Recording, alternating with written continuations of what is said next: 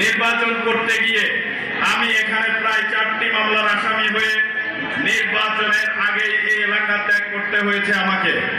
আমার অপরাধ ছিল নির্বাচনে আপনাদের কাছে সাজিংপুর জেরির পক্ষে ভোট চাইতে গিয়ে তাদের রোষানলের শিকার হয়েছিলাম। প্রিয় ভাইরা, আজকে আলীকদম এমনই একটি জায়গা, আমি 2001 সালে নির্বাচনে আলীকদমে দায়িত্ব পালন করেছি। আলীকদম এমন একটি জায়গা, এই আলীকদমের মানুষের প্রাণের মধ্যে ধানের শীষ গেঁথে আছে। আলীকদমের যে পরিমাণ ভোট কাস্ট হয়, সত্যিকার ভোট, আপনারা জানেন যে 2001 সালে সত্যিকার ভোট হয়েছিল। এরপরে আর কোন ভোট এই পর্যন্ত মানুষ ভোট দিতে পারে নাই। সেই 2001 সালে আলীকদমে কাস্টিং ভোটের প্রায় 80% বাংলাদেশ জাতীয়তাবাদী দল অর্থাৎ ধানের শীষে ভোট দেওয়া হয়েছিল। দীর্ঘ 15টি বছর এই ফ্যাসিস্ট সরকার এই দেশ শাসন করার পরেও আপনারা প্রায় এই ফ্যাসিস্ট সরকারের সাথে চ্যালেঞ্জ করে আবুল কালামকে 3বার উপজেলা চেয়ারম্যান নির্বাচিত করে ওই তাদেরকে বৃত্তাঙ্গুলি দেখিয়ে দিয়েছিলেন।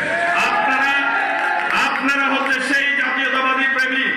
আপনারা এই আলীকদমে জাতীয়তাবাদের বীজ এমন ভাবে বপন করেছেন, আমি জানি যে আপনাদেরকে ভোট দিতে বলতে হবে না। প্রিয় ভাইরা, আজকে আমাদের যিনি প্রার্থী হয়েছেন তিনি প্রথমে আলীকদমের কাজ দিয়ে, আলীকদমের উন্নয়ন দিয়ে শুরু করেছেন তার নির্বাচনী যাত্রা। যদি বলেন কিভাবে, আমি বলবো আপনাদের প্রাণপ্রিয় নেতাকে বিভিন্ন ষড়যন্ত্রের মাধ্যমে বহিষ্কার করা হয়েছিল। তিনি সেই বহিষ্কারাদেশ উড্র করে এই আলীকদমের মাটিতে প্রথম এই বড় জনসভা করছে। এটাই কি প্রমাণ করে না যে আবুল কালামের বহিষ্কারাদেশ প্রত্যাহার করে তিনি প্রথমেই আলীকদমবাসীর অন্তর জয় করে নিয়েছেন? আজকে প্রিয় ভাইয়েরা, আরেকটি উদাহরণ আপনাকে দিতে চাই। আপনারা হয়তো দেখেছেন আমাদের এই সন্তান ইয়াহিয়া, তিনি কেন এসেছেন এখানে?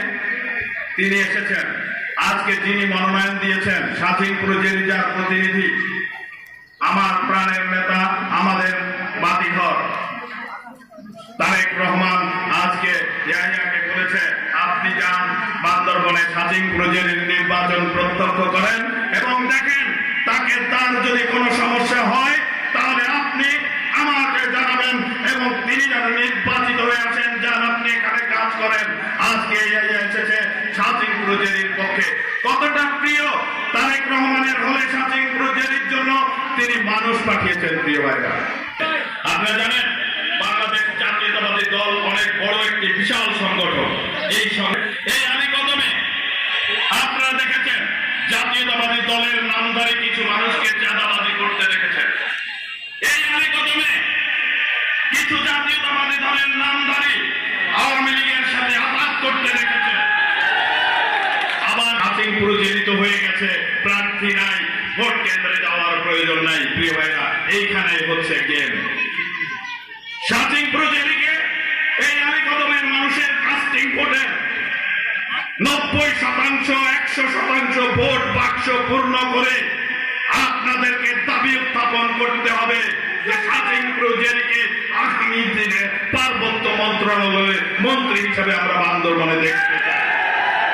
কিন্তু এইসব ষড়যন্ত্রকারীরা যাতে কাস্টিং ভোট কম হয়, মানুষ যাতে ভোট কেন্দ্রে না যায়, বিভিন্ন ভাবে চক্রান্ত করে। তাই কোন বিএনপির নেতা চাঁদাবাজি করেছে, কে ঝগড়া করেছে, এসব কথা না বলে বান্দরবনে আগামী দিনে চাকরি ক্ষেত্রে ঘুষবিহীন কোন চাকরি নিতে, কোন কাজে, কোন তদবিরে যাতে টাকা ব্যয় না হয়, ঘুষমুক্ত এবং দুর্নীতিমুক্ত প্রশাসন যদি বান্দরবনে প্রতিষ্ঠা করতে চান তাহলে সাজিংপুর জেরির বিকল্প নাই। প্রিয় ভাইরা,